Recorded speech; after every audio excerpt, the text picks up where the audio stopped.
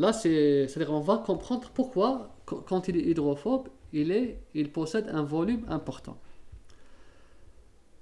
La valeur du volume apparent reflète directement la lipophilie. On vient de voir. Plus la nature du médicament est lipophile, plus la valeur de V sera grande et plus la concentration plasmatique serait faible. Donc là, c'est un indice en même temps. Ça, c'est un résultat des expériences. Quand on a conduit des expériences de pharmacocinétique, on a remarqué à chaque fois que plus V augmente, plus la concentration plasmatique diminue. Donc, on dit qu'ils sont inversement proportionnels. Donc, 1V égale à Cp. La valeur de V du médicament est influencée par son caractère hydrophobe, comme on vient de voir. Pourquoi il y a cette relation? Pourquoi le volume apparent en distribution n'est pas proportionnel à la concentration plasmatique? Là, c'est une question qu'on se pose. On peut l'expliquer à partir de là, à partir de ce dessin. Les tissus et les organes. C'est quoi un tissu ou bien un organe? C'est juste un ensemble de cellules. L'organe ou bien le tissu, il est séparé par le milieu extérieur, par le fluide, par une barrière biologique,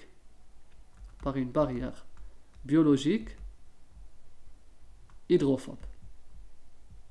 C'est normal, elle doit être hydrophobe. Pourquoi? Parce que le milieu extérieur, il est aqueux. Là, c'est aqueux.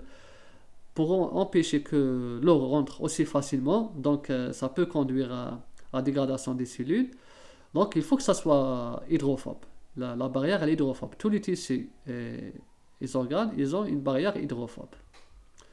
Cette barrière hydrophobe, c'est clair pourquoi elle est hydrophobe. Vous pouvez revoir les cellules membranaires et action des médicaments dans le cours de chimie organique pharmaceutique sur la playlist.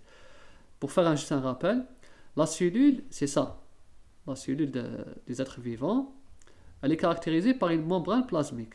Cette membrane plasmique, elle est composée d'une bicouche phospholipidique.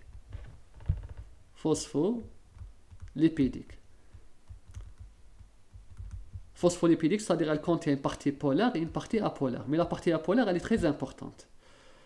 Et la partie apolaire, c'est elle qui compose l'intérieur de la molécule, plutôt de la membrane cellulaire. On a une grande chaîne carbonée, comme ça, liée par une tête. C'est une tête de phosphate. D'accord? Phosphate polaire. Là, c'est polaire. Et là, tout ça, c'est apolaire. Ou bien non polaire. Ensuite, la deuxième couche phospholipidique, elle est comme ça. Donc, les parties hydrophobes, elles se rencontrent à l'intérieur. Donc, ce qui fait que la barrière biologique, la barrière du tissu, elle est hydrophobe. Du moment que la barrière est hydrophobe, c'est clair, on dit souvent ce qui se ressemble s'assemble, ou bien ce qui s'assemble se ressemble, la même chose. La barrière biologique hydrophobe, elle va accepter facilement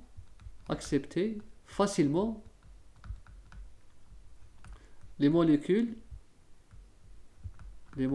hydrophobes. Voilà l'astuce. Plus la molécule est hydrophobe, plus elle aura un pouvoir de pénétration facile, rapide, à l'intérieur. Donc une molécule très hydrophobe, elle va pénétrer facilement dans le tissu.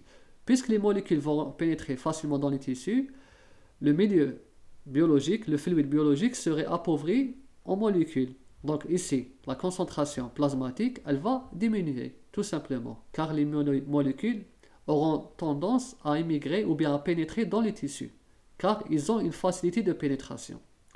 Et inversement, si on raisonne par rapport à une molécule hydrophile, qui est très polaire, la molécule hydrophile, elle aura du mal à rentrer dans le tissu. Elle ne pourra pas rentrer aussi facilement dans le tissu.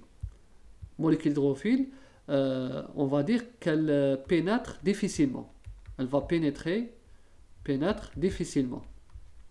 Les molécules hydrophiles pénètrent difficilement dans le tissu. Donc, ils auront plus tendance à s'accumuler, les molécules hydrophiles vont s'accumuler dans où? Voilà, dans le fluide. Dans le fluide. Dans le fluide, dans le sang. Le sang, il ne faut pas oublier que c'est 55% du plasma. Et plasma, c'est à peu près 92% eau. Donc les molécules vont s'accumuler dans le fluide, ce qu'il fait quand on prélève un échantillon de sang et on fait l'analyse, la concentration plasmatique, elle serait élevée. Car les molécules sont accumulées dans le fluide. Mais si les molécules sont très hydrophobes, elles auront une facilité à pénétrer dans la barrière et elles vont, on va dire, elles vont s'accumuler plus dans le tissu et organes. Dans le tissu et organes. Donc c'est ça l'astuce. Plus la molécule est hydrophobe, plus elle va pénétrer facilement dans le tissu et la concentration plasmatique, du coup, elle est faible. Et si les molécules sont très hydrophiles, elles auront du mal à pénétrer dans le tissu, elles vont s'accumuler dans le fluide et la concentration plasmatique, qui est celle de l'eau ou bien du sang, elle va être élevée. Voilà l'astuce, ou bien la relation entre le caractère hydrophobe et le V. Donc là, en principe, c'est clair. On a bien expliqué la relation entre le volume apparent, distribution, la structure chimique et les organes. Pourquoi le V augmente quand la molécule est hydrophobe? Car le tissu possède une barrière hydrophobe.